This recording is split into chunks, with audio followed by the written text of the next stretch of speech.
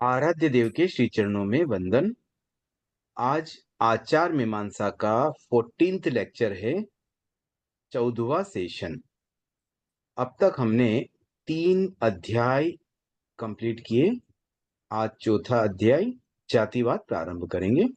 सबसे पहले अगर कोई रीडिंग में इंटरेस्टेड है तो वो हैंड रेज करें तो मैं उन्हें पिन कर दूं।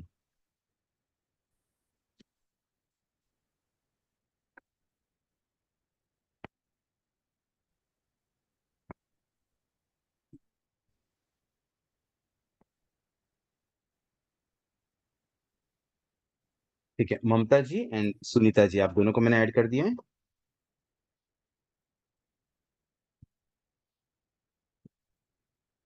अब तक जो हमने स्टडी की उसमें कोई क्वेरी हो तो सबसे पहले मैं वो पूछना चाहूंगा।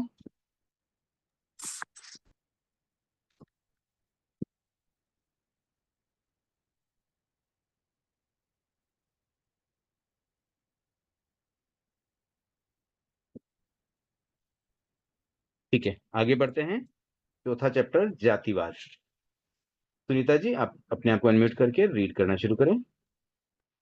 इसमें जय जो पहला जिनेन्द्र। टॉपिक है जातिवाद दो धाराएं। जय जय जिनेन्द्र सभी से। जातिवाद दो धाराएं। 2500 वर्ष पूर्व से ही जातिवाद की चर्चा बड़े उग्र रूप से चल रही है। इसने सामाजिक, राजनीतिक, धार्मिक प्राय सभी क्षेत्रों को प्रभावित किया है। इसके मूल में दो प्रकार की विचारधाराएं हैं, एक ब्राह्मण परंपरा की और दूसरी श्रमण परंपरा की। पहली परंपरा ने जाति को तात्विक मानकर जन्मना जाति के सिद्धांत को स्थापित किया। दूसरी ने जाति को अतात्विक माना और कर्मणा जाति व जाति यह पक्ष मान सामने आया। यह जनसाधारण की दो कर्ण ये जनसाधारण के दो कर्णधार थे। श्रमण भगवान महावीर और महात्मा बुद्ध, इन्होंने जातिवाद के विरुद्ध बड़ी क्रांति की और इस आंदोलन को बहुत सजीव और व्यापक बनाया। ब्राह्मण परंपरा में जहां ब्रह्मा के मुंह से जन्म लेने वालों को ब्राह्मण और बाहु से जन्म लेने वालों को क्षत्रिय, कर उर से जन्म लेने वाले को वैश्य और पैरों से जन्म लेने वाले को शूद्र और अंत में पैदा होने वाले अत्यज यह अव्यवस्था की, वहां श्रमण परंपरा ने ब्राह्मण, क्षत्रिय, वैश्य और शूद्र अपने अपने कर्म, आचरण या वृत्ति के अनुसार होते हैं, यह घोषणा की। श्रमण परंपरा की क्रांति से जातिवाद की श्रृंखलाएं शिथिल अवश्य हुई, पर उनका अस्तित्व नहीं मिटा। फिर भी यह मानना होगा कि इस क्रांति की ब्राह्मण परंपरा पर भी गहरी छाप चढ़ी।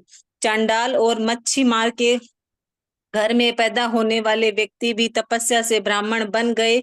इसीलिए जाति कोई तात्विक वस्तु नहीं है, यह विचार इसका साक्षी है। देखिए, यहाँ पर ये बताया गया कि 2500 साल पहले की बात है, मतलब जब भगवान महावीर एग्जिस्ट करते थे उस समय की बात यहाँ बताई गई है कि तब जातिवाद बहुत ज्यादा प्रचलित था। ऑल्दो आज भी है, बट आज उतना रूप, जो रूप उस समय था वैसा रूप नहीं रहा। तो तभी जाति के अनुसार डिवीजन हो जाता था कि अमुक व्यक्ति इस जाति का है। और इनफैक्ट जैसे ब्राह्मण आदि जो उच्च जाति के व्यक्ति थे, वो शूद्र आदि नीच जाति के व्यक्तियों के साथ बहुत अधिक भेदभावपूर्ण व्यवहार किया करते थे। तो ये जो जातिवाद उस समय चला, उसमें दो धाराएं मुख्य रूप से सामने आई। एक धारा ये कहती थी कि जन्मना जाति ही, मतलब जन्म से जाति तय हो जाती है। जो जहां जन्मा, मतलब उसके पेरेंट्स की जो जाति है वही उसके बच्चे की जाति हो जाएगी। दैट वाज फर्स्ट जो परंपरा थी, पहली जो धारा थी। और दूसरी धारा ये कहती थी कि कर्मणा जाति, मतलब जैसा कर्म किया उसके अकॉर्डिंगली जाति मिल जाएगी। जैसे कोई व्यक्ति अगर ब्राह्मण परिवार में जन्मा तो उसको ब्राह्मण कह दिया जाता, पहली धारा के अनुसार। लेकिन दूसरी धारा का मत ये था कि अगर वो ब्राह्मणोचित कार्य करे, मतलब जो ब्राह्मण को करने जैसे कार्य वो करे। फॉर एग्जाम्पल, ब्राह्मण क्या करते हैं, उन्हें संस्कृत में एक्सपर्टीज होनी चाहिए, तो उन्हें संस्कृत आनी चाहिए, विद्वान होने चाहिए, पढ़े लिखे होने चाहिए, और अच्छे से नॉलेज लेकर के और फिर यज्ञ आदि जो भी उनके कार्य थे वो अच्छे से कर सके। तो वो सब क्वालिटीज है तो ब्राह्मण बन पाएगा, नहीं तो केवल जन्म लेने से तो नहीं हो सकता है। तो कार्यों से मतलब जैसा कार्य करे वैसा उसका पद, वैसी उसकी जाति हो जानी चाहिए, ये मान्यता दूसरी धारा की थी।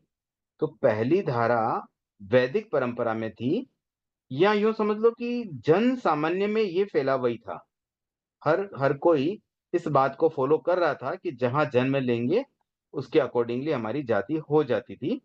लेकिन भगवान महावीर और महात्मा बुद्ध, ये दो ऐसे व्यक्ति हुए उस समय जिन्होंने जातिवाद के इस जन्मना रूप का विरोध किया, और उनके अनुसार कर्म से ही जातिवाद तय होनी चाहिए थी।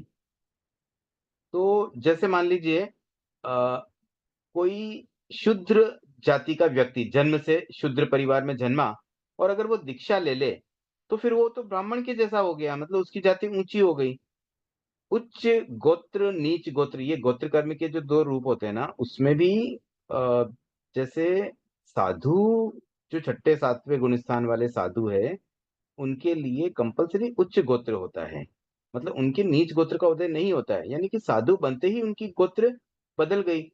तो कहने का मतलब उनका रेस्पेक्ट भी उस लेवल पर पहुंच जाता है। आज कोई जैसे दीक्षा ले, उनको वंदना करना शुरू हो जाता है, मतलब हर कोई उनसे उम्र में बड़े हो छोटे हो सब कोई उनको वंदना कर रहे हैं, उनके चरण छू रहे हैं। तो इससे एक तरह से उनका यश बढ़ रहा है, उनका गोत्र बढ़ रहा है, तो उनकी जाति भी बढ़ गई। तो कार्यों से जाति बढ़ती, कोई तपस्या करे, कोई अच्छा कार्य करे, तो उससे वो अच्छी जाति का कहलाना चाहिए। ये दो परंपराएं, इसके बारे में यहाँ पे बात हुई है इस पैराग्राफ में, जो प्रचलित हुई। सुनीता जी, मैं आपसे ये कहना चाहूंगा, थोड़ा सा आप ध्यान से पढ़े, बहुत आपकी अशुद्धियां हुई बोलते समय, केयरफुल रीड करें, जो जैसा लिखा है वैसे ही रीड करें।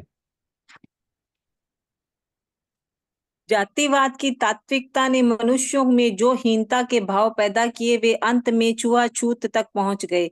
इसलिए जाति क्या है, वह तात्विक है या नहीं, कौन सी जाति श्रेष्ठ है, आदि आदि प्रश्नों पर विचार करना आवश्यक है।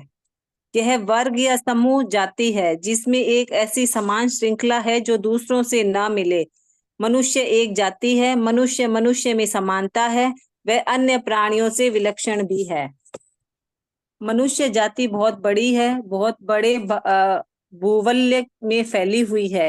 विभिन्न जलवायु एवं प्रकृति से उसका संपर्क है, इससे उसमें भेद होना भी अस्वाभाविक नहीं है, एक बार यहाँ रुक किंतु वह जाइए।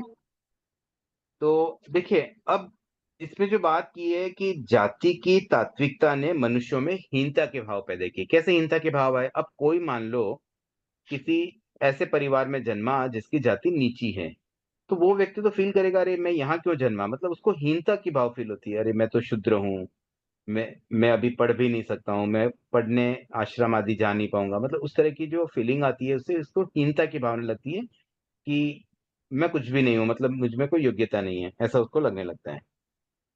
तो उससे फिर क्या होता है, छुआछूत तक की भी बात आ जाती है कि नहीं भाई वो नीची जाति का, उसको छूना भी नहीं है हमें। और छुआछूत तो चलता ही था आज से कई सालों पहले तक भी, मतलब वर्तमान परिप्रेक्ष्य में भी अगर कहूँ तो 100-200 साल पहले तो बहुत छुआछूत चलता था। इनफैक्ट मैंने अपने बचपन में भी देखा था, छुआछूत होता था कि कोई नीची जाति का व्यक्ति अगर जैसे मैं गांव में कभी जाता, हमारे दादाजी दादी जी के जमाने की बात, तो कोई नीची जाति का व्यक्ति आता ना, तो उससे चाय भी पिलाते ना, तो उनके लिए अलग कप रहते थे, वे अपने रेगुलर कप में उनको चाय नहीं दे सकते थे। तो ऐसे छुआछूत वाली बात थी। उनके बर्तन को हम वापस टच नहीं करते, वो वापस अलग से धुल के आते, मतलब इतना ज्यादा जो डिफरेंशिएशन होता है, या हम उनके घर में कभी कुछ खा नहीं सकते थे, नीची जाति का व्यक्ति उनके घर में कुछ पानी भी अगर पी ले, कोई प्यासा मर जाए, लेकिन नीची जाति के यहाँ तो पानी पीना बिल्कुल मानो दंडनीय अपराध हो जाए। तो ये छुआछूत वाली और ऐसी कई सामाजिक कुरीतियां इससे पनप गई। तो अब जाति एग्जैक्टली है क्या, इसका कॉन्सेप्ट क्या है, उसको समझाने के लिए ये बताया गया कि मानो मनुष्य एक जाति है, कि भाई सब मनुष्य मनुष्य एक कैटेगरी के हो गए, कैटेगरी के अनुसार अगर हम जाति डिवाइड करें, तो मानो मनुष्य एक जाति है, तो मनुष्य मनुष्य में समानता है, फिर वह अन्य प्राणियों से विलक्षण है, मतलब अदर, जैसे आज कोई बंदर से शेर से कंपेयर करें तो मनुष्य में कुछ तो डिफरेंस है, बट ऑल मनुष्य तो सेम है ना। तो एक्चुअली मनुष्य जाति वो अपने आप में बहुत बड़ी है, लेकिन उनमें जो डिफरेंस आ जाते हैं ना, उसका कारण क्या बनता है कि एनवायरनमेंट अलग अलग होते हैं। अब जैसे कोई अफ्रीका में मनुष्य रहेगा, तो वहां पर इतनी गर्मी है कि वहाँ स्किन ब्लैक हो जाती है, तो वहाँ के लोग अक्सर काले काले दिखते हैं। फिर कभी कभी और भी बहुत सी रीजंस होते हैं जिससे, अब जैसे चाइनीज और जापानीज लोगों की थोड़ी सी मतलब नाक चपटी जैसी होती है, तो उनका शेप मतलब अलग ही दिखता है, चेहरा देख के कोई भी पहचान जाता है कि हाँ ये चाइनीज, जापानीज या नेपाली ऐसे। तो ये जो डिफरेंसेस आ जाते हैं, वो डिफरेंस होना गलत नहीं है। अब उसके आगे एक बार ममता जी आप कंटिन्यू करेंगे। Okay sir. जय जिनेन्द्र। इसमें इससे उसमें भेद होना भी स्वाभाविक नहीं, किंतु वह भेद औपाधिक हो सकता है, मौलिक नहीं। एक भारतीय है, दूसरा अमेरिकी, तीसरा रूसी। प्रा- प्रादेशिक भेद है, पर वे मनुष्य है। इसमें क्या अंतर है? कुछ भी नहीं। इसी प्रकार जलवायु के अंतर से कोई गोरा है, कोई काला। भाषा के भेद से कोई गुजराती बोलता है, कोई बंगाली। धर्म के भेद से कोई जैन है, कोई बौद्ध है, कोई वैदिक है, कोई मुसलमान, कोई क्रिश्चियन। रुचि भेद से कोई धार्मिक है, कोई राजनीतिक और कोई सामाजिक। कर्म भेद से कोई ब्राह्मण है, कोई क्षत्रिय है, कोई वैश्य तो कोई शूद्र। जिनमें जो जो समान गुण है, वे उसी वर्ग में समा जाते हैं। एक ही व्यक्ति अनेक स्थितियों में रहने के कारण अनेक अनेक वर्गों में चला जाता है। एक वर्ग के सभी व्यक्तियों की भाषा, वर्ण, धर्म, कर्म एक से नहीं होते हैं। इस औपाधिक भेदों के कारण मनुष्य जाति में इतना संघर्ष बढ़ गया है कि मनुष्य को अपनी मौलिक समानता समझने तक का अवसर नहीं मिलता। प्रादेशिक भेद के कारण बड़े बड़े संग्राम हुए और आज भी उनका अंत नहीं हुआ है। वर्ण भेद, धर्म भेद और छुआछूत के कीटाणुओं से आज भी मनुष्य जाति का कल्याण नहीं। मनुष्य जाति एकता से हटकर इतनी अनेकता में चली गई है कि उसे आज फिर मुड़कर देखने की आवश्यकता है।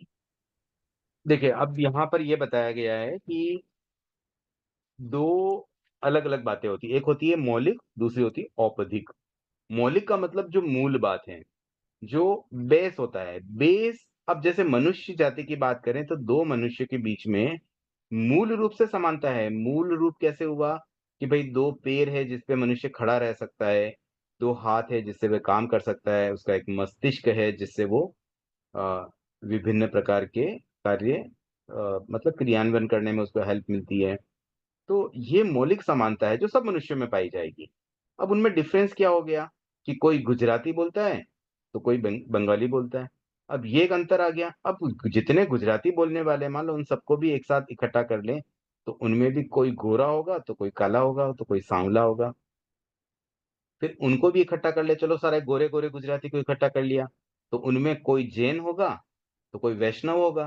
मतलब वहां भी कोई धर्म के आधार पर भिन्नताएं होगी, कहीं कलर के आधार पर भिन्नता होगी। तो ऐसे डिफरेंट डिफरेंट टाइप की जो भिन्नताएं होती है, उससे तो मानो मनुष्य जाति के कितने कितने अनेक भेद हो जाएंगे, हम कैसे कैटेगरी कर पाएंगे। और इतनी डीप में अगर कैटेगरी करते जाएं करते जाएं करते जाएं तो बहुत ज्यादा मतलब उसके विविध रूप सामने आ जाएंगे। तो फिर यहाँ पर बात यही आती है कि भाई हम मौलिकता पे ध्यान दो, उपाधियों पे ध्यान मत दो। ये एक उपाधि है कि भाई कोई काला हो गया या गोरा हो गया, दैट इज एक उपाधि है, मतलब एक्स्ट्रा चीज है जो बाद में प्राप्त हुई है, ओरिजिनल नहीं थी। तो जो मूल चीज है, मौलिक है, अगर उस पर ही फोकस रखें तो फिर ये जातिवाद की बात नहीं आएगी। तो ये जो छुआछूत की बात आ जाती है, अब उनमें भी क्या होता है, कोई अब जैसे कलर से, कोई अच्छा कलर है, गोरा कलर को अच्छा कलर माना जाता है, इसलिए काले व्यक्तियों के साथ छुआछूत हो जाता है। और ये खाली इंडिया की बात नहीं है, आज से कुछ सालों पहले अमेरिका आदि कई कंट्रीज में भी इस तरह के कानून बनाने पड़े कि ये छुआछूत वाली प्रॉब्लम सॉल्व हो जाए। केवल जाति के आधार पर ही नहीं, अनेक अनेक तरीके हो सकते हैं। कलर को बना करके जो भेद चला था कुछ सालों पहले तक, कि ब्लैक कलर के व्यक्ति के बारे में अगर कोई कमेंट कर दे तो उसको सजा हो जाएगी, तो ये इसलिए बनाना पड़ा ताकि इस चीज को सॉल्व किया जाए। नहीं तो इस कारण से छुआछूत भेदभाव इतना ज्यादा हो गया कि कोई ब्लैक कलर का व्यक्ति तो बेचारा ही नहीं फील करेगा, भाई वो क्या करे, वो अगर काला पैदा हो गया तो इस तरह के भेद के कारण बड़े बड़े संग्राम भी हुए और आज भी हो रहे हैं। आज भी उसका एंड नहीं है, चीजें खत्म नहीं हुई हैं, ये आज भी चल रहा है। तो ये जो 2 धाराएँ हैं जाति की, उसका मूल मकसद यही है कि अगर हम जन्मना जातिवाद करेंगे कि भई जन्म से जाति करेंगे, तो फिर ये प्रॉब्लम्स आने ही वाली है। अगर कर्म से जातिवाद कर लिया जाए ना, तो फिर इतनी दिक्कत नहीं है। फॉर एग्ज़ाम्पल, अब मान लो कोई पढ़ाई करके सीए बन गया और सीएस के लिए कोई रूल बना दिया, भई जितने भी सीए हैं ना, वो आईटीआर फाइल कर सकेंगे, ऑडिट पे स्टैम्प लगा सकेंगे, तो वो जस्टिफाई बात होती है, भई ठीक है, जो भी क्वालिफाइड है, जिसने पढ़ाई की, उसको राइट दिया गया। अब वहाँ पे भेदभाव वाली बात नहीं है, अभी मुझे भी अगर वैसा बनना है, तो मैं भी सीए बन जाऊँ। मैं भी अपनी साइन और सील लगा सकूँगा ऑडिट रिपोर्ट पे। तो इस तरह से जो चीज़ें किसी मतलब बाद की परिस्थिति पर निर्भर करती है ना, तो वहाँ पर तो एक स्कोप रहता है कि भई हम भी उस कैटेगरी में आ सकते हैं। जैसे फॉर एग्ज़ाम्पल कोई व्यक्ति ये सोच ले कि भई मैं तो जैन कुल में मैं जन्मा नहीं, तो अब मैं मोक्ष कैसे जाऊँ? तो हम उसको समझा सकते हैं, भई कोई बात नहीं, तुम आ जाओ, हम तुम्हें सिखा देते हैं, नवकार मंत्र सीख लो, गुरु धारणा कर लो, भगवान के प्रति श्रद्धा कर लो, देव गुरु धर्म पे श्रद्धा करो अपनी और चीज़ें सीख लो। तो वो जैन भी बन सकता है, मतलब आज भी कोई व्यक्ति, नॉन जैन व्यक्ति, कोई बंगाली हो, मुस्लिम हो, वो चाहे तो वो जैन बन सकता है। तो देयर इज़ ए स्कोप। तो यहाँ पर ये भेद नहीं रहा कि भई जन्म से ही जाति तय हो गई, तो फिर उसको हीनता भी नहीं आएगी, ठीक है। फिर भी कोई नहीं बनना चाहे तो that is his wish, but there is a scope, there is a chance. तो जहाँ चांस मिल जाता है ना, फिर वहाँ किसी के मन में पछतावा नहीं रहता, भी चलो मुझे भी अपॉर्च्युनिटी तो मिली। तो यहाँ पर यही बात बताई गई है कि जो 2 धाराएँ थी, उसमें जन्मना वाली धारा गलत थी और कर्मणा वाली धारा सही है। तो उसी को अगर बेस बना लिया जाए, तो समाज में जो प्रॉब्लम्स आ रही है छुआ-छूत को लेकर के, या जो संघर्ष हो जाते हैं 2 वर्गों में, युद्ध तक हो जाते हैं, वो सब समाप्त हो सकते हैं। आज कोई इस बात पे झगड़ा नहीं करेगा कि नहीं, नहीं मैं सीए नहीं हूँ तो मैं भी ये करूँ। ठीक है ना, सीए मैं बन जाऊँगा, अभी क्वालिफाइड होना तो ज़रूरी है। तो वो तो हमने अचीव किया है, हमने खुद अर्न किया है। बाय बर्थ मुझे सर्टिफ़िकेट का राइट नहीं मिला था कि मैं बाय बर्थ में सीए बन गया। तो वो चीज़ है ना, किसी को भी गले उतर सकती है, वो न्यायपूर्ण बात लगती है। और जहाँ पर बस जन्म हुआ इसलिए तुम बस फँस गए हो, ये क्या बात हुई? तो इस टॉपिक में मेनली यही बताया गया है कि जातिवाद में जन्मना नहीं बल्कि कर्मणा ही व्यक्ति की जाति तय होनी चाहिए। अब आगे ममता जी एक बार कंटिन्यू करेंगे? जाति तात्विक है। भारतवर्ष में जाति की चर्चा प्रमुखतया कर्माश्रित रही है। भारतीय पंडितों ने उनके प्रमुख विभाग 4 बतलाए हैं: ब्राह्मण, क्षत्रिय, वैश्य और शूद्र। जन्मना जाति मानने वाले ब्राह्मण परंपरा उनको तात्विक तथा शाश्वत मानती है, और कर्मणा जाति मानने वाली श्रमण परंपरा के मतानुसार ये अतात्विक है, अशाश्वत है। हम यदि निश्चय दृष्टि से देखें तो तात्विक मनुष्य जाति है। मनुष्य आजीवन मनुष्य रहता है, पशु नहीं बनता। कर्मकृत जाति में तात्विकता का कोई लक्षण नहीं। कर्म के अनुसार जाति है, कर्म बदलता है, जाति बदल जाती है। रत्न प्रभ सूरी ने बहुत सारे शूद्रों को भी जैन बनाया। आगे चलकर उनका कर्म व्यवसाय हो गया। उनकी संतानें आज कर्मणा वैश्य जाति में हैं। इतिहास के विद्यार्थी जानते हैं कि भारत में शक, हुण आदि कितने ही विदेशी आए और भारतीय जातियों में समा गए। देखिए यहाँ बताया गया जाति क्या तात्विक है, क्वेश्चन मार्क है। तो ये तात्विक शब्द क्या होता है? तत्व शब्द से तात्विक बना, जैसे समाज से सामाजिक बना, समाज से संबंधित सामाजिक, तत्व से संबंधित तात्विक। तो तत्व शब्द कैसे बनता है, पहले हम उसको एनालिसिस करते हैं। तत्, तय और आधा तय, तत्, और फिर उसमें जुड़ता है त्व, मतलब तय तय तय, 3 तय आते हैं इसमें, तब जाके तत्व बनता है। तत्व, तत्व। तो इसको 2 अगर भाग में डिवाइड करें, त्व जैसे महत्व, ऐसे विशेषण के लिए त्व लगाया जाता है, किसी भी शब्द का विशेषण बताने के लिए उसका त्व जुड़ जाए, बाद उसके लास्ट में त्व जुड़ता है।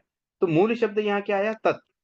तत् का मतलब होता है, संस्कृत में तत् का मतलब होता है वह। तो वह मतलब समथिंग, समवन इज देयर।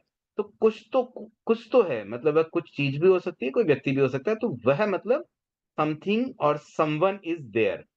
तो किसी का होना, एग्जिस्टेंस रखना, और इस रूप में रखना कि वह परमानेंट हो, तो तत्व जब भी आते हैं ना, जैसे हम 9 तत्वों की बात करते हैं, तो वहां भी तत्व का मतलब वे बातें जो शाश्वत है, जो एग्जिस्ट करती है, जो है। तत्व का मतलब होता है जो है, तो जो है वो तत्व है। अब जो है मतलब जो परमानेंट है, जो हमेशा है, स्थायी है। तो तात्विक, अब हम प्रश्न करते हैं जाति तात्विक है क्या? तो जाति तत्व से रिलेटेड है तो तात्विक कहलाएगी, और तत्व से रिलेटेड कब होगी? जब वो परमानेंट हो, शाश्वत हो। तो जो पहली धारा वाले व्यक्ति मानते थे ना जन्मना, तो उनका कहना तो यही था कि भाई ये शाश्वत है। मतलब जो ब्राह्मण थे वो शुरू से ब्राह्मण ही थे और वो हमेशा ब्राह्मण ही रहेंगे, उनके बच्चे भी ब्राह्मण ही होते रहेंगे, ये शाश्वत बात है, मतलब परमानेंट है। तो अगर कोई चीज परमानेंट है तो वो कहलाएगी तात्विक।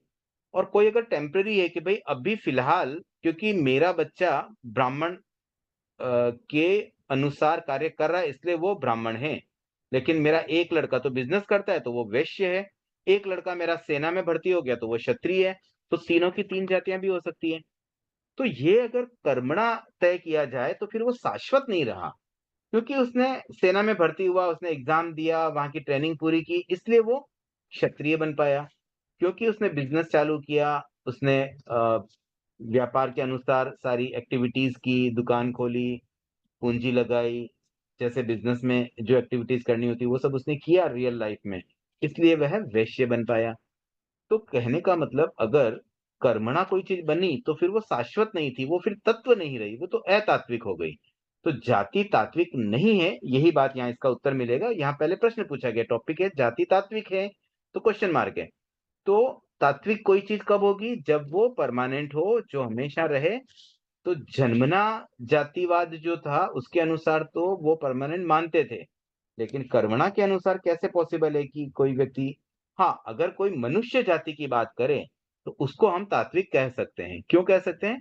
क्योंकि मनुष्य सदैव मनुष्य ही रहेंगे। मनुष्य की जो क्वालिटीज है, जो लक्षण है, जिससे हम किसी को मनुष्य के रूप में पहचान कर पाते हैं, वो सारी सिमिलरिटी सब मनुष्यों में लगभग समान रूप से पाई जाएगी। तो इस तरह से जाति तात्विक है या नहीं है, इसी बात पर यहाँ जो बात चली इस पैराग्राफ में वो यही है कि कर्मणा जातिवाद की मान्यता के अनुसार तो जाति तात्विक नहीं है, ये कर्म के अनुसार होती, जो जैसा काम करेगा उसके अकॉर्डिंगली उसको वैसी जाति मिल जाएगी। और हम जैन धर्म में तो हमने कर्मवाद में यही समझा है कि हम जैसा कार्य करते हैं उसके अकॉर्डिंगली हमें मिलता है। तो ये जाति भी मिलना एक्चुअली नाम कर्म के उदय से ही होता है कि भाई हमने जिस तरह से पूर्व कर्म किए थे उसके अकॉर्डिंगली हमें फ्यूचर में, आने वाले जन्मों में हमें उसके अकॉर्डिंगली हमें जातियां मिलेगी, उसके अकॉर्डिंगली हमें परिवार मिलेंगे, कहाँ जन्म लेंगे हम, किस टाइप की हमारी रेस्पेक्ट हो पाएगी, किस तरह की हमारी जीवन मतलब चलेगा, वो सब बातें तो हमारी ही कर्म तय करते हैं।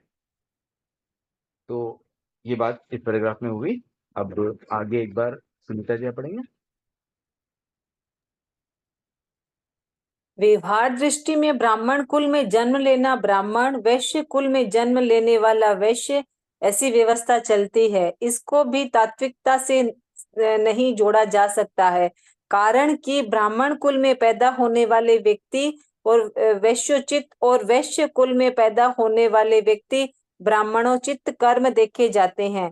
जाति को स्वाभाविक या वैश्यकृत मानकर तात्विक कहा जाए तो यह यौक्तिक नहीं है।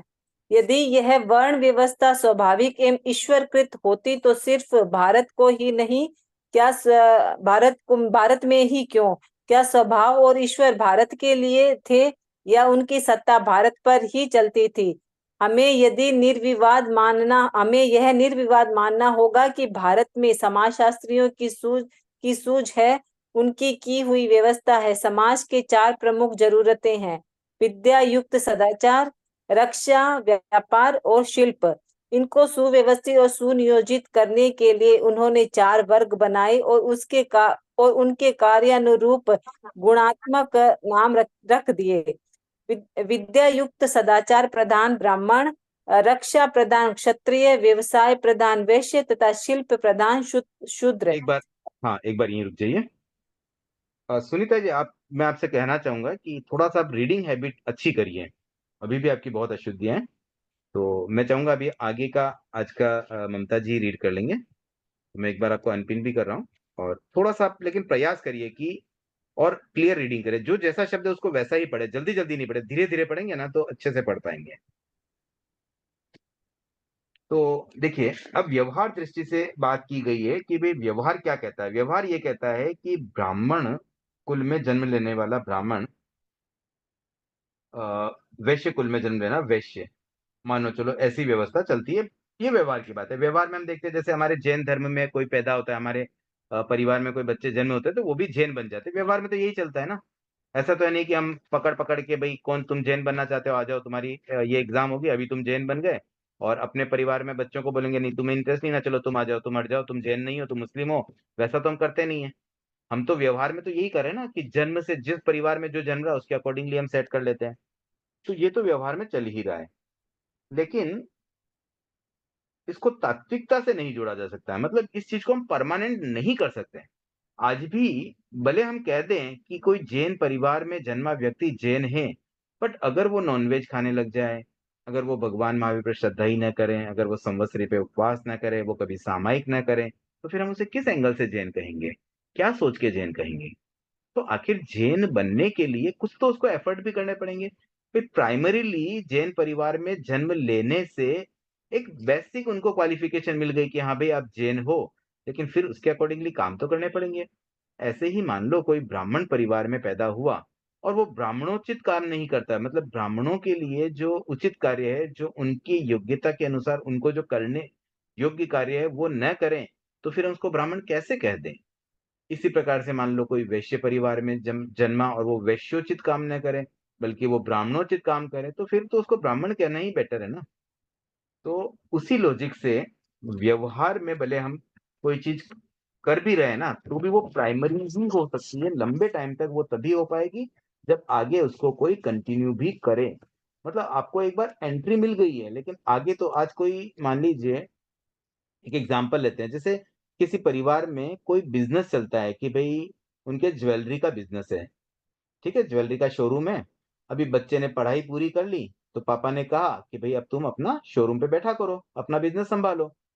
अब वो बच्चा मान लो उसको बिल्कुल इंटरेस्ट ही ना हो, ग्राहकों को सही तरह से वो सामान दे नहीं पाता है, हिसाब-किताब उसको करना नहीं आता है, रोज़ नुकसान करे, तो वो शोरूम कितने दिन चल पाएगा? फाइनली उसके पापा क्या बोलेंगे, "भई ठीक है, तुमसे ये नहीं होगा, तुम एक काम करो, तुम कहीं जॉब ही कर लो।" तो अल्टीमेटली उसको एक अपॉर्च्युनिटी भले मिल गई, बिज़नेस में उसको सीधा दुकान पे बैठने का अवसर मिला, लेकिन आगे तो उसको खुद दुकान को चलाना पड़ेगा, उसको बिज़नेस खुद सँभालना पड़ेगा, जब तक वो नहीं सँभालेगा कितने दिन टिक पाएगा? मान लीजिए पुरानी पूँजी पड़ी है, 6 महीना, साल भर, 2 साल, 5 साल निकाल देगा, लेकिन बाद में तो पूँजी खत्म कर देगा वो तो। तो कहने का मतलब यही है कि व्यवहार में भले हम ऐसा कर देते हैं कि प्राइमरीली जो जैसी चीज़ मतलब जन्म के साथ में मिल जाती है, जिस परिवार में जन्मे, उसकी चीज़ों को हम एडॉप्ट कर लेते हैं। बट वो एडॉप्शन भी तब तक ही चल सकता है, जब तक वो उसे व्यवहार में एक्चुअल ले आए, मतलब उसके अनुसार काम भी करने लगे। तो यही यहाँ पर बस यही मेन बात कही गई है कि जो भी जातियाँ बनाई गई, चाहे ब्राह्मण, वैश्य, शूद्र क्षत्रिय आदि है, वो भले जन्म के साथ इनिशियली एक बार किसी को अलॉट कर भी दिया भई तुम ब्राह्मण हो, लेकिन उसको आगे उसके अकॉर्डिंगली काम भी करना ही पड़ेगा। ठीक है? आगे कंटिन्यू करें ममता जी? कोई जिज्ञासा अभी तक आई नहीं है, वैसे मुझे लगता है बहुत ही सिंपल है टॉपिक। फिर भी कोई जिज्ञासा आए तो आप बीच में हैंड रेज़ कर सकते हैं। ममता जी। Yes, sir. ऐसी व्यवस्था अन्य देशों में नियमित नहीं है। फिर भी कर्म के अनुसार जनता का वर्गीकरण किया जाए तो ये 4 वर्ग सब जगह बन सकते हैं। यह व्यवस्था कैसी है, इस पर अधिक चर्चा न की जाए। तब भी इतना साफ तो कहना ही होगा, जहाँ यह जातिगत अधिकार के रूप में कर्म को विकसित करने की योजना है, वहाँ व्यक्ति स्वातंत्र्य के विनाश की भी योजना है। एक बालक बहुत ही अध्यवसायी और बुद्धिमान है, फिर भी वह पढ़ नहीं सकता क्योंकि वह शूद्र जाति में जन्मा है। शूद्रों को पढ़ने का अधिकार नहीं है। यह इस समाज व्यवस्था का तद्गत धारणा का महान दोष है। इसे कोई भी विचारक अस्वीकार नहीं कर सकता। इस वर्ण व्यवस्था के निर्माण में समाज की उन्नति एवं विकास का ही ध्यान रहा होगा, किंतु आगे चलकर इसमें जो बुराइयां आई वे और भी इसका अंग भंग कर देती है। एक वर्ग का अहम भाव, दूसरे वर्ग की हीनता, स्पर्शिता और अस्पर्शिता की भावना का जो विस्तार हुआ, उसका मूल कारण यही जन्मगत व्यवस्था है। यदि कर्मगत जाति व्यवस्था होती तो ये क्षुद्र धारणाएं उत्पन्न नहीं होती। सामयिक क्रांति के फलस्वरूप बहुत सारे शूद्र कुल में उत्पन्न व्यक्ति विद्या प्रधान और आचार प्रधान बने। क्या वे सही अर्थ में ब्राह्मण नहीं हैं? बहुत सारे विद्या शून्य और आचार शून्य ब्राह्मण बने। क्या वे सही अर्थ में अब्राह्मण नहीं हैं? वर्गों वर्णों के गुणात्मक नाम ही जातिवाद की अतात्विकता बतलाने के लिए पर्याप्त प्रमाण है। देखिए, अब यहाँ पर ये बात और आ रही है कि जैसे 4 जातियाँ बनाई जन्मना, व्यवहार में ऐसा हो भी रहा है, लेकिन उसके साथ में जो दूसरे रूल तय हो जाते हैं कि भई शूद्र जाति मानो नीच जाति, उनको पढ़ने का अधिकार ही नहीं, क्योंकि पढ़ने का अधिकार तो केवल ब्राह्मणों को ही है। तो ये चीज़ थोड़ी-सी गलत हो रही है समाज में। उसका सॉल्यूशन यही है कि सबको अपॉर्च्युनिटी तो मिलनी चाहिए, मौका सबको दो। आज कोई व्यक्ति अगर बिज़नेस करना चाहे तो देयर शुड बी अपॉर्च्युनिटी। ये नहीं होना चाहिए कि नहीं भई अपने तो खानदान में किसी ने आज तक बिज़नेस नहीं किया, हम सब जॉब करते हैं, तुम भी जॉब ही करो। क्यों भई उसको मौका दो। उसके बाद भी अगर वो न कर पाए, तो ठीक है वो अलग बात है। तो ये अपॉर्च्युनिटी जो मिस हो रही है समाज में कि भई ये 4 वर्गों में जन्मना के अनुसार तय करके और उनको आगे बढ़ने का मौका ही नहीं मिलता है, वो थोड़ी-सी एक प्रॉब्लमैटिक है। इनफैक्ट आज जो आरक्षण की बात आती है, भारत में एक आरक्षण का भी एक सिस्टम बनाया था, वो उस समय की तत्कालीन नीड थी, क्योंकि जो नीची जाति के व्यक्ति हैं, उनको ना पढ़ने के उचित अवसर मिल पाते, न उन्हें कोई समझाने वाले व्यक्ति होते क्योंकि उनके पेरेंट्स इतने पढ़े-लिखे नहीं। तो वहाँ पर एक आरक्षण की व्यवस्था की गई कि जो पिछड़ी जातियाँ हैं, जो नीची जातियाँ हैं, समाज में जो सो कॉल्ड नीची जातियाँ हैं, उनके लिए हम कुछ रिज़र्व करेंगे भी, उनके लिए सरकार में नौकरियाँ मिले, उनके लिए कुछ-कुछ चीज़ें मतलब आरक्षित कर दी गई। तो उस आरक्षण के कारण उन लोगों को एक मौका मिला और आज हम देखते हैं कि उस मौके के कारण ही अ, आज जो जैसे हमारे राष्ट्रपति भी है ना, वो भी एक्चुअली शूद्र वर्ग से हैं, शूद्र जाति की महिला है, लेकिन आज वो भारत की राष्ट्रपति तक बन गई है। तो ये तभी संभव हो पाया जब अ, जो भगवान महावीर या बुद्ध ने एक उस समय 2500 साल पहले जो बात रखी थी, आज वो बात अगर इम्प्लीमेंट नहीं होती तो क्या ये दिन हम देख पाते? तो कुल मिलाकर के समाज में अगर उचित विकास के अवसर बनाने हैं, तो उसके लिए जन्मना जातिगत जो सिस्टम है, उससे बाहर उठ कर के कर्मणा जातिगत सिस्टम में जाना पड़ेगा और जन्मना व्यक्तियों को उचित अवसर भी देने होंगे। तब जाकर के वो भी जिसमें योग्यता है, योग्यता के अनुसार वो उस स्थान पर पहुँच पाएँगे और तब जाकर के ये हीनता, अहंकार, छुआ-छूत आदि जो समाज में बहुत ही एक बुराई के रूप में जो फैलाव हो गया है, उससे कुछ बचाव संभव हो पाएगा। तो कुल मिलाकर के जातिवाद तात्विक नहीं है, बस यही बात समझनी होगी और तभी हम उसे अपॉर्च्युनिटी दे पाएँगे हर व्यक्ति को क्योंकि सब मनुष्य को एक समान अवसर मिलने तक की तो एक बार हमें तैयारी करनी ही पड़ेगी। तब जाकर के रियल सेंस में पता चलेगा कि किसमें क्या योग्यता है और योग्यता के अनुसार अगर जाति तय हो, तो वो ज़्यादा न्यायोचित लगती है। कौन सी जाति ऊंची और कौन सी नीची, इसका भी एकांत दृष्टि से उत्तर नहीं दिया जा सकता। वास्तविक दृष्टि से देखें तो जिस जाति के बहुसंख्यकों के आचार विचार सुसंस्कृत और संयम प्रधान होते हैं, वही जाति श्रेष्ठ है। व्यवहार दृष्टि के अनुसार जिस समय जैसी लौकिक धारणा होती है, वही उसका मानदंड है, किंतु इस दिशा में दोनों की विसंगति नहीं होती। वास्तविक दृष्टि में जहां संयम की प्रधानता रहती है, वहां व्यवहार दृष्टि में अहम भाव या स्वार्थ की। वास्तविक दृष्टि वालों का इसके विरुद्ध संघर्ष चालू रहे, यही उसके आधार पर पनपने वाली बुराइयों का प्रतिकार है।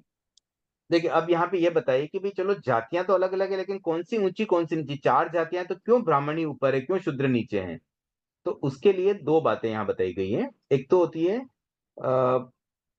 वास्तविक दृष्टि, निश्चय दृष्टि जिसे हम कहते हैं कि भई रियल अगर तरीके से देखा जाए तो कौन-सी जाति अच्छी होनी चाहिए? जिनकी लाइफ़स्टाइल सात्विक हो, जो संयम प्रधान हो, वो जाति अच्छी होनी चाहिए, ये है रियल अप्रोच। लेकिन व्यवहार में अप्रोच दूसरी चलती है। व्यवहार में तो जो बहुसंख्यक होते हैं ना, वो अपने हिसाब से सेट कर लेते हैं, वो तय कर लेते हैं कि भाई नहीं, हम ऊंचे हैं और वो सब नीचे हैं।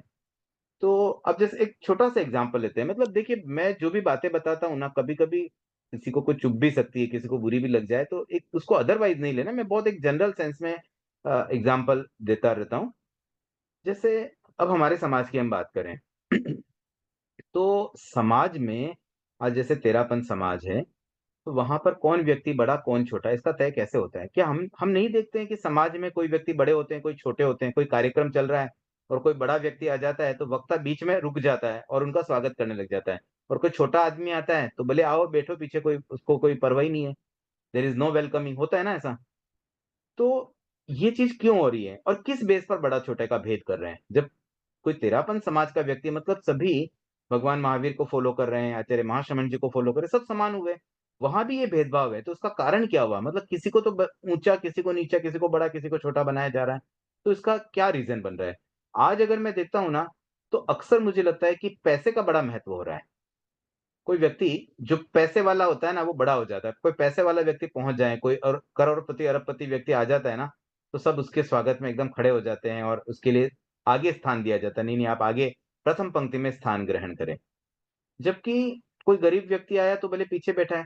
ये नहीं देखा जाता है कि धर्म कौन ज्यादा कर रहा है, सामायिक कौन ज्यादा करता है, रियल सेंस में धर्म कौन, अरे धार्मिक स्थल पे कोई आया है तो बड़ा छोटा की परिभाषा निश्चित रूप से क्या होनी चाहिए कि कौन धर्म ज्यादा कर रहा है, ये रियल अप्रोच होनी चाहिए। लेकिन एक्चुअल अप्रोच क्या बन गई है? पैसे की अप्रोच बन गई है। फिर पैसे वाला देखो, डोनेशन वही देने वाला, उसको आगे बिठाओ।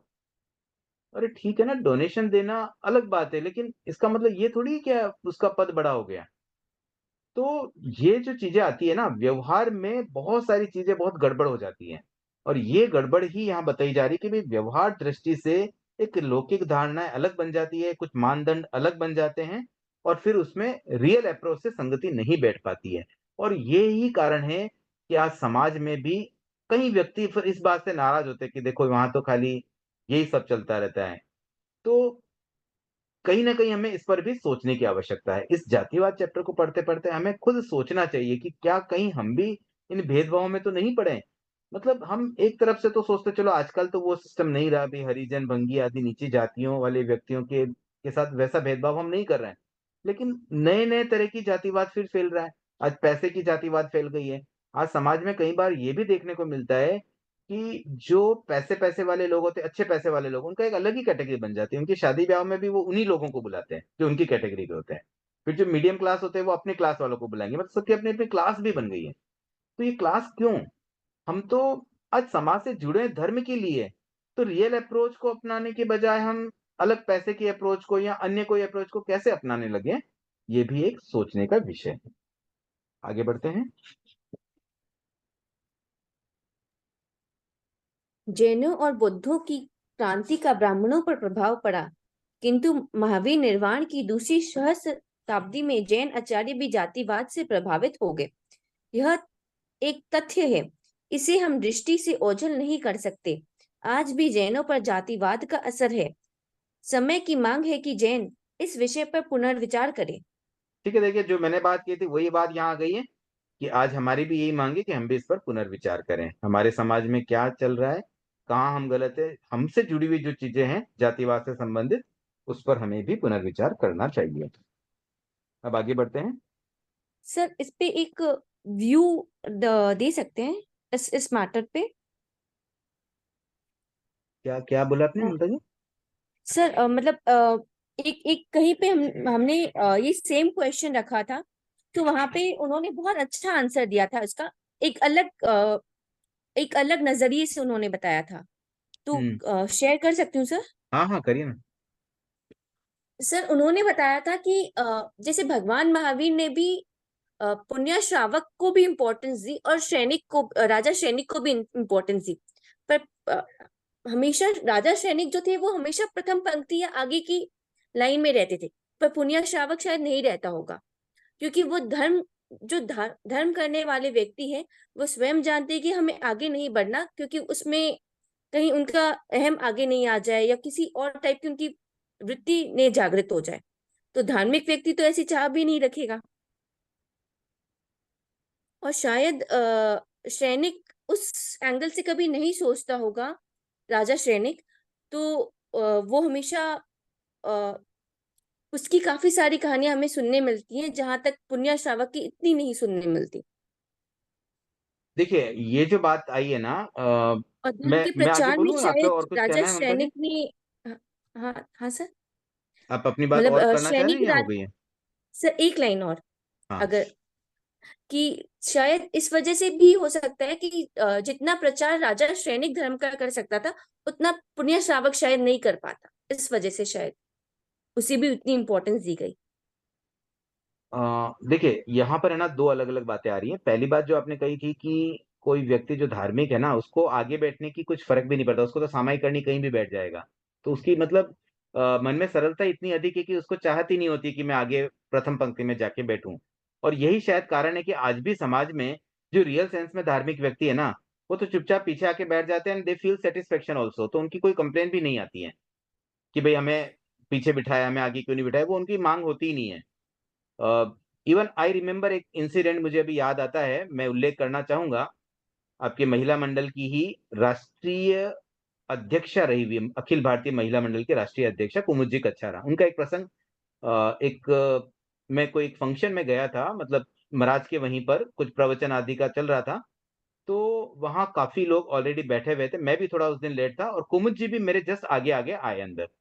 तो मुझे ऐसा मन में लगा कि ये तो अभी आगे जाकर के फर्स्ट पंक्ति में जाके बैठेंगे।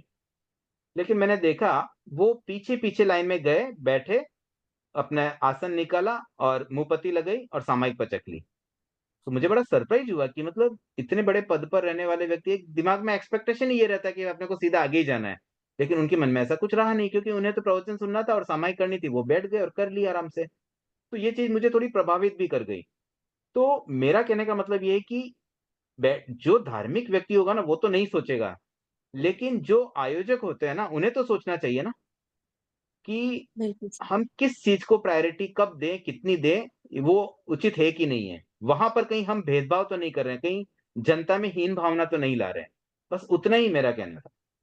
बिल्कुल सर।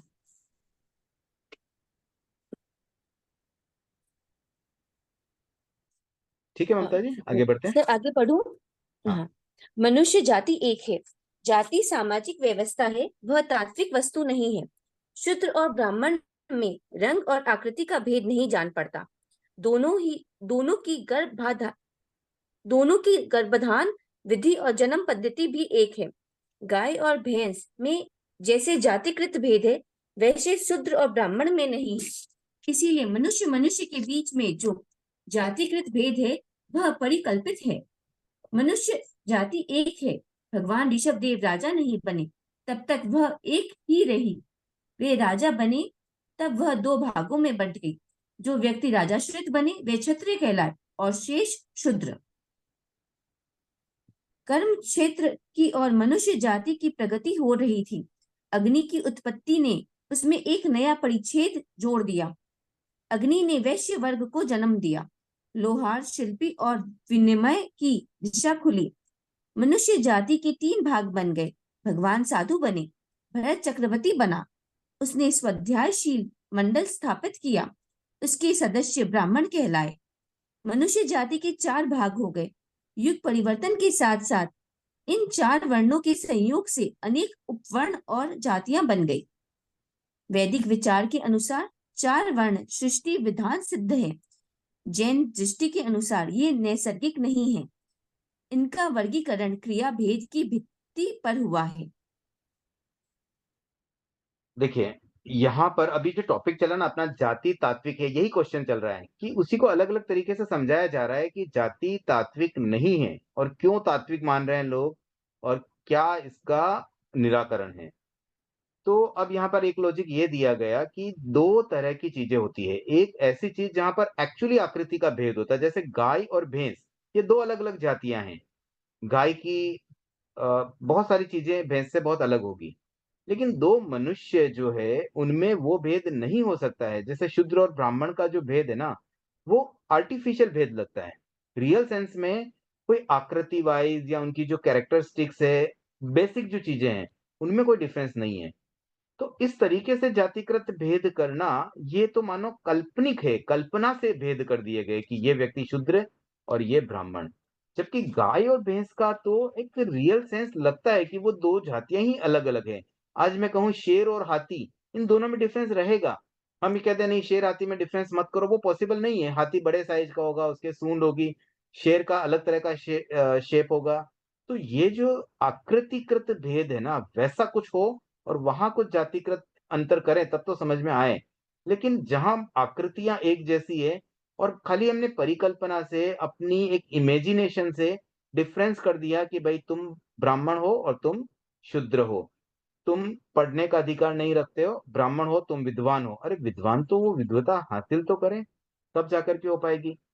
तो इस संबंध में भगवान ऋषभ जब वो राजा नहीं बने थे तब तक की बात है, मतलब इस अवसर्पणी काल की अगर हम बात करें तो यहाँ पर जैसे विकास हुआ मानव सभ्यता का, तो इनिशियली तो यौगलिक काल में सब समान थे, सब मानव जाति एक जैसी थी। फिर भगवान ऋषभ जब राजा बने तो फिर उन्होंने दो कैटेगरी डिवाइड की कि कुछ लोग राजाश्रित थे, वे क्षत्रिय कहलाए, और बाकी लोग शूद्र कहलाए। तो वहां पर दो जातियां बन गई बेस्ड ऑन कैटेगरी, कि भाई किसको किस तरह के काम करने हैं, कार्यों के अनुसार दो जातियां कर दी। फिर और स्कोप बढ़ा, और जब अग्नि ने जन्म लिया, मतलब पहले अग्नि नहीं थी, अग्नि पैदा हुई, तो फिर बिजनेस की अपॉर्चुनिटीज मिली। मतलब ऋषभ ने, उस समय भगवान नहीं थे, ऋषभ राजा के रूप में थे, तब उन्होंने लोगों को ट्रेनिंग दी कि लुहार का कार्य, शिल्प का कार्य, विनिमय का कार्य किस तरह से किया जाता है।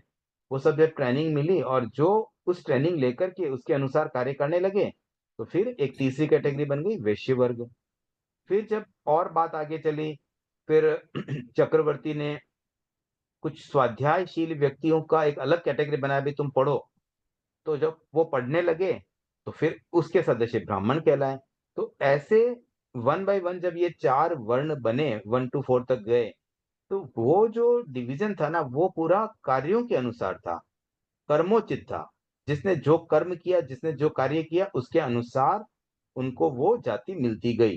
तो ये जो जातियां थी वो तात्विक नहीं थी, वो फिक्स नहीं थी। वो समय समय पर कार्यों के अनुसार, जिसने जैसा कार्य किया, जिसने जिसके अनुसार व्यवहार किया, उसके अकॉर्डिंगली उसको मिलती गई।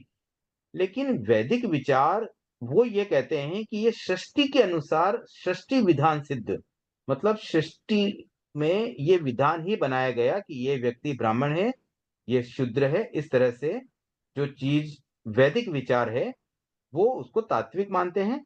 लेकिन जैन दृष्टि इसको नैसर्गिक नहीं मानती है, वो कहती है कि ये क्रिया भेद के अनुसार हुआ है, जिसने जैसा कार्य किया उसके अकॉर्डिंगली ये जातियां बनी हैं। तो अगर इसमें एग्जाम में कोई प्रश्न आता है जाति तात्विक है, उस पर चर्चा करें या उस पर उसकी व्याख्या करें, उस पर अपना व्यू लिखें, तो वहां पर हमें ये सारी बातें थोड़े से पॉइंट वाइज अलग अलग डिवाइड करके लिख सकते हैं। कि जैसे व्यवहार में भले हम कह देते हैं ब्राह्मण कुल में जन्मा वो ब्राह्मण ही होता है, हम जैन का भी एग्जांपल ले सकते हैं, भी जैन परिवार में जन्मा व्यक्ति जैन है। लेकिन अगर वो जैनोचित कार्य नहीं करेगा तो हम उसको कैसे जैन कह सकते हैं। तो ये सब चीजें परमानेंट नहीं हो सकती, उसके लिए उसके अकॉर्डिंगली काम करना भी जरूरी है, प्राइमरी अपॉर्चुनिटी भले मिल जाए। तो ये सारी चीजें। और अब अभी जो टॉपिक एक्चुअली मनुष्य जाति एक है, वो शायद टॉपिक हो गया है। तो पूरी मनुष्य जाति एक है, ये बात हम कह सकते हैं, क्योंकि मनुष्य की सब आकृतियां लगभग सेम होती हैं। अब उसमें जो औपधिक, मतलब उसमें दो शब्द जो आए थे ना, मौलिक और औपधिक, तो मौलिक अंतर नहीं है मनुष्य मनुष्य में, इसलिए मनुष्य जाति वैसे एक ही है। तो उनको जातियों के रूप में बांटना गलत है। बट कार्यों के अनुसार अगर उनका कैटेगराइजेशन किया जाए तो वो एक अलग बात होती है। लेकिन उसको शाश्वत रूप से, तात्विक रूप से कह दें कि तात्विक रूप से ये अलग अलग जातियां हैं, ये ब्राह्मण जाति तात्विक है, परमानेंट है, शाश्वत है, ये कहना उचित नहीं होगा।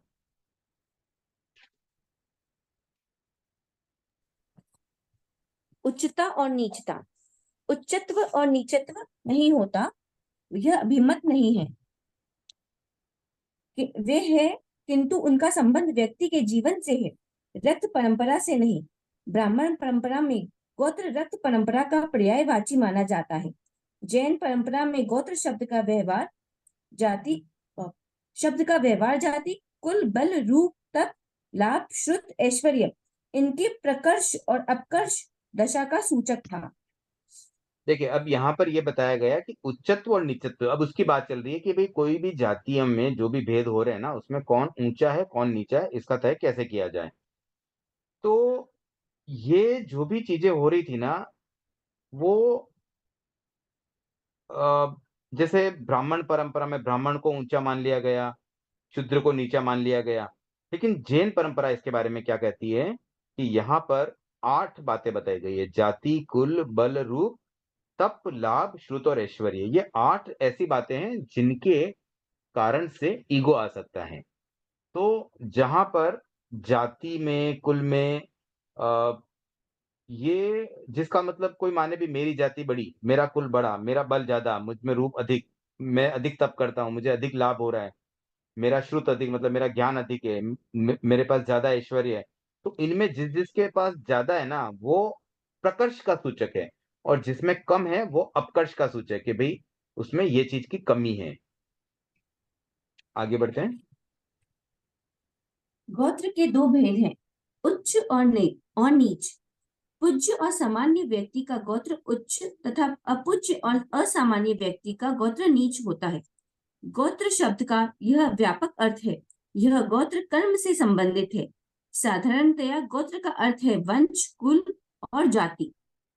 गोत्र कर्म से के साथ जाति का संबंध जोड़कर कुछ जैन भी यह तर्क उपस्थित करते हैं कि गोत्र कर्म के उच्च और नीच ये दो भेद शास्त्रों में निर्दिष्ट है। तब जैन धर्म जातिवाद का समर्थक कैसे नहीं है? उनका तर्क गोत्र कर्म के स्वरूप को न समझने का परिणाम है। गोत्र कर्म न तो लोक प्रचलित जातियों का पर्यायवाची शब्द है और न जन्मगत जाति से संबंध रखता है। अब यहाँ पर एक शब्द और आया है, गोत्र। और गोत्र तो हम 8 कर्म में गोत्र कर्म मानते हैं, और गोत्र में 2 उसकी प्रकृतियाँ भी हमने पढ़ी होगी, उच्च गोत्र और नीच गोत्र। तो भई हमारे तो जैन धर्म में ये बात बताई गई है, ऊँच-नीच की बात तो वहीं पे आ रही है। तो उसी बात को यहाँ समझाया गया है कि गोत्र जो उच्च मिलता है ना, उसका मतलब ये होता है कि जो पूज्य हो, जो जिसका सम्मान होता हो, वो उच्च गोत्र है। और जहाँ पर जिस व्यक्ति का सम्मान न हो, जिसकी पूजा न हो, वो नीच गोत्र का है। जैसे कोई साधु है तो वो उच्च गोत्र का है, और कोई हिंसक व्यक्ति है तो वो नीच गोत्र का है, क्योंकि उसका सम्मान क्यों होगा? ये एक लॉजिक है, वो उसके कर्मों के फल के कारण, कि भई जो उसने पास्ट में काम किए, उसके कर्म जिस रूप में फल दे रहे हैं, उसके अनुसार उसको उच्च गोत्र या नीच गोत्र मिलता है। तो ये डिफरेंस कोई जातिगत नहीं है, कोई इसको ये समझ ले कि भई जैन धर्म भी जातिवाद का समर्थन कर रहा है, तो ऐसा नहीं है। क्योंकि गोत्र जो है वो, और जो एक्चुअल जातियाँ हैं जैसे ब्राह्मण, शूद्र आदि जातियाँ, ये इसका संबंध गोत्र से नहीं है। गोत्र तो किसी व्यक्ति के, अब जैसे 8 चीज़ों में कोई ऊँचा कोई नीचा हो सकता है, तो कोई किस चीज़ में ऊँचा होगा, कोई किसी में। अब किसी का ज्ञान अगर अधिक है, तो हम ज्ञान के आधार पर उसका सम्मान करेंगे। किसी का रूप अधिक अच्छा है, तो उसके बेस पे उसका सम्मान होता है। तो डिफरेंट-डिफरेंट चीज़ों के बेस पर सम्मान हो सकता है। तो जिस चीज में जिसका सम्मान हो रहा है, उस आधार पर उसमें उच्चता है, और जिसमें सम्मान नहीं हो पाता है, उसमें नीचता है। तो ये जो जाति, जिस जाति की अभी हम बात करें ना, कि मनुष्यों में जो जातियां बांट दी गई है, और उसमें फिर छोटा बड़ा, इवन जैसे आज भी हमारे, भले ब्राह्मण शूद्र ये सब तो वैदिक परंपरा की बात है, लेकिन जैनों में भी बहुत चीजें आज भी चलती है, ओसवाल पोरवाल आदि ऐसे भेद आज भी चलते हैं। और ठीक है, अब वो कितना क्या है, मैं भी इन सब चीज़ों में बहुत ज़्यादा नहीं समझता हूँ, लेकिन खाली सुनता हूँ थोड़ा बहुत, तो उस बेसिस पे ही कह रहा हूँ। तो ये जो अंतर आ रहा है ना ओसवाल-पोरवाल वाला, ये डिफरेंस एक्चुअली गोत्र कर्म से संबंधित नहीं है। ये हमने बनाया, ये कृत्रिम है, हमने लोगों ने बना दिया। वास्तव में गोत्र कर्म वाली बात तो उसके साथ में ये जातियाँ सेट नहीं होती हैं। कोई एक परिवार का 2, मतलब जैसे एक पिता के 2 पुत्र भी अलग-अलग गोत्र के हो सकते हैं। किसी को सम्मान अच्छा मिलता हो, किसी को नहीं मिलता हो। अब वहाँ पे तो कोई न जाति अलग है, न कुल अलग है, और फाइनेंशियल भी सब एक जैसा ही लेवल है। बट स्टिल अब किसी में कोई गुण होता है, अब मान लो कोई एक भाई अच्छा उपासक बन गया, प्रवचन आदि करता है, लोगों को समझाता है, तो उसको थोड़ा सम्मान मिलने लग गया। कोई दूसरा व्यक्ति अपने बिज़नेस में ही लगा हुआ है, उसको धर्म ध्यान में इंटरेस्ट नहीं है, तो वो उस रूप में उसको सम्मान नहीं मिल पाया। तो ये अंतर आ भी जाए, तो ये कर्मों की वजह से हो सकता है, वो गोत्र कर्म कह सकते हैं, लेकिन इसमें जातिगत भेद नहीं है, क्योंकि जातियाँ तो दोनों की सेम ही हैं। अब देखिए इसमें समय थोड़ा-सा कम है, चलिए जितना होता है हम एक बार करते हैं, 2-3 मिनट है या कोई अगर किसी की जिज्ञासा हो तो फिर एक बार यहीं ब्रेक कर लेते हैं। आज के चैप्टर में कोई एक भी जिज्ञासा वैसे आई नहीं है, लगभग।